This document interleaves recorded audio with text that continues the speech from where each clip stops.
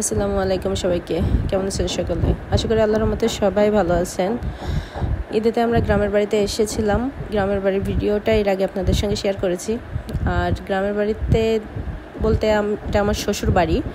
আর শ্বশুর বাড়িতে যেহেতু প্রতি বছরই ঈদেতে গ্রামের বাড়িতে আসা হয়, কারণ কুরবানির ঈদ বিশেষ করে গ্রামের বাড়িতেই আসা হয়, কুরবানি দেওয়া হয়, এই কারণে গ্রামেই আসা হয়।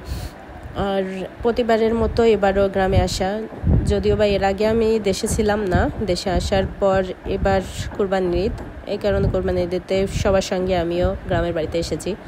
আর গ্রামের বাড়িতে আসার পর এই যে গাছটা দেখছেন, এটা আমার শ্বশুর বাড়িতে আশফলের গাছ। কার কার এলাকায় কী বলে জানি না, আমাদের এখানে আশফল নামে চেনে এটাকে।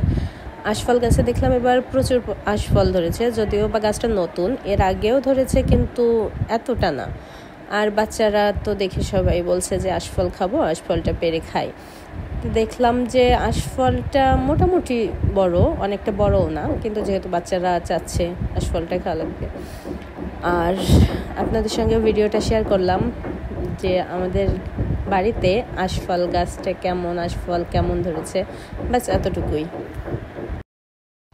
বাচ্চারা সবাই আশফল খাবে, কিন্তু আশফলটা পারবে কি, এটাই হয়ে দাঁড়ালো অনেক সমস্যা। আর যে কারণে আমাদের এক ভাসুরের ছেলে, ও খুব সাহসী, বয়স কম, ছোটো, তার পরবর্তীতেও খুব সাহসী। যদি কিছু পেরে দেওয়ার কথা বা কোনো কিছু বলা হয়, খুব আগ্রহ করে নিয়ে আসে। তাই তাকে দিয়েই আশফলটা পারবো। আমার ভয়েসটা জানি না কেমন আসতেছে, যদি বা আমি একটু অসুস্থ, এই কারণে আমার কণ্ঠটা হয়তো ভালোভাবে বোঝা যাচ্ছে না। কারণ যে গরম, প্রচুর পরিমাণে দেশে গরম, আর এত কিছু দিয়ে আমি সত্যি এখন খুব অসুস্থ হয়ে পড়ছি। আর এই কারণে আমার ভয়েসটা ভালো ক্লিয়ার হয়তো আসছে না।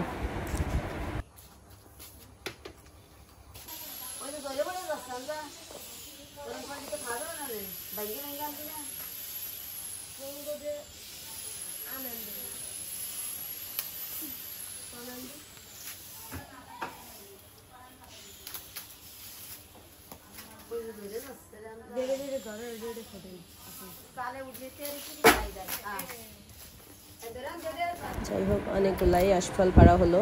আশফলের সাইজগুলাও অনেক বড় না, আবার একদম ছোটো না, মোটামুটি। তবে আরও কিছুদিন থাকলে বেশি মিষ্টি হবে। যাই হোক, সবাই ভালো থাকবেন। আজকের মতো ভিডিওটা এই পর্যন্তই। আল্লাহ হাফেজ।